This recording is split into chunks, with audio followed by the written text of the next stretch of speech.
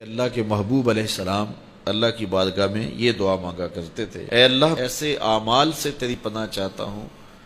اور ایسے افعال سے تیری پناہ چاہتا ہوں کہ جو منع کیے گئے ہیں، والاہوا اور خواہشات سے، آرزوؤں سے، جن آرزوؤں کی طلب منع کی گئی ہے، جو آرزوئیں دھکیل دیتی ہیں گناہوں میں، تو ایسی آرزوؤں سے محفوظ کیا جائے، ایسے برے اخلاق سے محفوظ کیا جائے اور ایسے برے اعمال سے محفوظ کیا جائے جو تیری دہلیز سے دور ہٹا دینے والے ہیں۔ تو اللہ کی بارگاہ میں یہ مانگنا چاہیے، چونکہ دلوں کے اندر حرص، ہوس، خواہشات بہت کچھ جنم لیتی اور انسان ان خواہشات کو پورا کرنے کے لیے پھر دیوانہ ہو جاتا ہے، اور وہی دیوانگی اس کو حلال اور حرام کی تمیز ختم کر دیتی ہے۔ جب کسی چیز کو حاصل کرنے کا جنون پیدا ہوتا ہے تو پھر جنون اندھا ہوتا ہے، پھر وہ سوچتا ہے کہ یہ چیز میں نے ہر صورت حاصل کرنی ہے، تو اس کو حاصل کرنے کے لیے پھر وہ قدروں کو پامال کر دیتا ہے، حقوق کو پامال کر دیتا ہے، شرم و حیا اتار دیتا ہے، حتیٰ کہ وہ اللہ کے بتائے ہوئے اصول اور ضوابط اور طریقے ان کو بھی پامال کر دیتا ہے۔ کسی کا خون نچوڑنا پڑے، کسی کا حق غصب کرنا پڑے، کسی کا مال لوٹنا پڑے، وہ اپنے ہدف تک ہر صورت پہنچنا چاہتا ہے کہ یہ میرا ہدف ہے، میرے پاس اتنی جائیداد ہونی چاہیے، مجھے یہ حاصل کرنا ہے اور ہر صورت حاصل کرنا ہے۔ تو اگر یہ حرص ہی مٹ جائے، یہ ہوس ہی کم ہو جائے، تو پھر انسان کی زندگی سوکھی ہو جائے گی، وہ جہاں ہوگا وہاں مطمئن ہوگا۔ تو اللہ کی بارگاہ میں یہ دعا مانگنی چاہیے کہ مالک میری آرزوئیں کم ہو جائیں اور میری ایسی آرزو میرے سینے میں پنپنے نہ پائے جس آرزو سے تو نے منع کیا ہوا ہے۔ آرزویں بڑھتی رہتی ہیں، ایک آرزو پوری ہوتی ہے تو اس کے ساتھ دوسری آرزو کھڑی ہوتی ہے، وہ پوری ہوتی ہے تو تیسری آرزو کھڑی ہوتی ہے،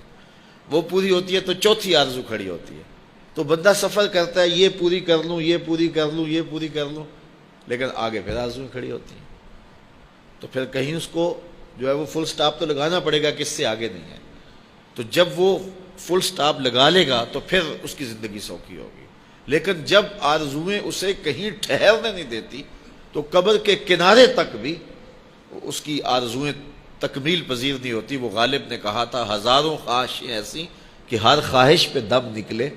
بہت نکلے میرے ارمان لیکن پھر بھی کم نکلے۔ تو جتنے بھی دنیا کے اوپر لوگ اپنی زندگی کے مقصد کو فراموش کر دیتے ہیں، وہ آرزوؤں کا شکار ہو جاتے ہیں، اہوا کا شکار ہو جاتے ہیں، خواہشات کے اسیر اور قیدی ہو جاتے ہیں۔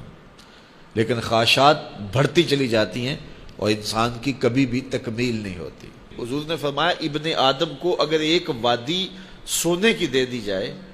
تو وہ دوسری وادی کی آرزو کرے۔ آج تک کسی کو اتنا سونا ملا تو نہیں ہے، لیکن فرض کرو کسی کے پاس اتنا سونا بھی ہو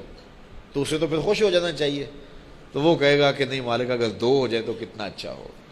اور 2 ہو جائیں تو وہ کہے گا 4 ہو جائیں تو کتنا اچھا ہو۔ تو یہ دیکھیے، یہ دنیا کے اوپر یہ کہاں سے کہاں لوگ چلے جاتے ہیں لیکن مطمئن نہیں ہوتے۔ تو کسی جگہ پہ